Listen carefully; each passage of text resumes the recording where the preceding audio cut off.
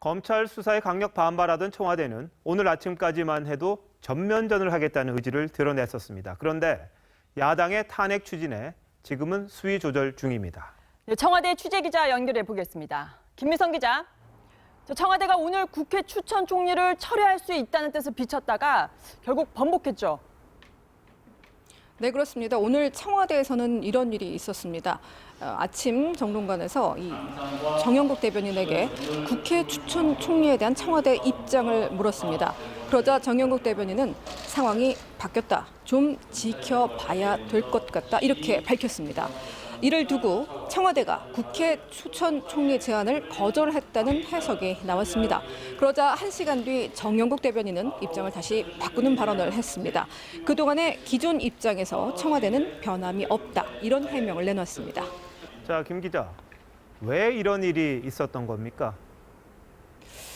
네, 불명확한 표현으로 논란이 일기는 했었지만요. 청와대의 속내는 정확히 이것입니다. 지금처럼 퇴진을 전제로 한 상황에서 야권이 내놓는 추천 총리는 거국 내각 추천 총리는 받을 수 없다는 겁니다. 하지만 퇴진을 요구하지 않는다, 탄핵을 하지 않는다면 야권이 추천한 총리를 통할 총리로 받겠다는 겁니다. 자, 반대로 탄핵 국면에 접어든다면 황교안 총리를 계속 유지해서 가겠다, 이런 뜻으로 풀이됩니다. 네, 유영하 변호인이 특검에서도 이 특검에 대해서도 중립성을 거론하는 바람에 특검도 거부한다. 자, 그런 해석도 나왔던 것 같아요. 네, 맞습니다. 하지만 청와대는 강하게 부인했습니다. 최재경 민정수석은 이 같은 발언을 했습니다. 야당이 추천하더라도 특검의 공정성에는 문제가 없다고 본다고 밝혔습니다. 또 지금 대통령은 4-5명 규모의 변호인단을 꾸리는 것으로 알려졌는데요. 특검에 대비하겠다는 의지로 읽힙니다. 다만 지나치게 편향적인 인사가 특검에 추천될 경우에는 이를 문제 삼을 가능성은 여전히 열려 있습니다. 자, 내일 국무회의에 특별검사법이 상정되는 걸로 아는데 대통령은 참석하지 않는다면서요?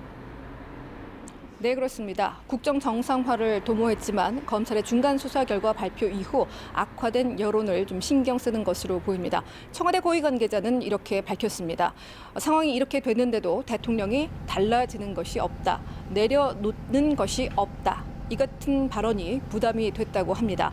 여론을 신경 쓰는 분위기인데요. 또 피의자 신분인 대통령이 특검법을 의결하는 것 역시 부담이 된 것으로 보입니다.